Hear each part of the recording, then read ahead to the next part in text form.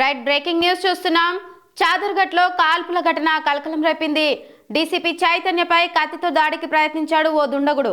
Cell phone దొంగతనం చేసి పారిపోతుండగా వారిని పట్టుకునేందుకు ప్రయత్నం చేశాడు డీసీపీ చైతన్య, ఆయన గన్మెన్. ఈ క్రమంలో డీసీపీపై దొంగ కత్తితో దాడికి ప్రయత్నించాడు. అయితే ఈ ఘటనలో డీసీపీ కింద పడిపోయాడు. వెంటనే పారిపోతున్న దొంగపై డీసీపీ కాల్పులు జరిపారు.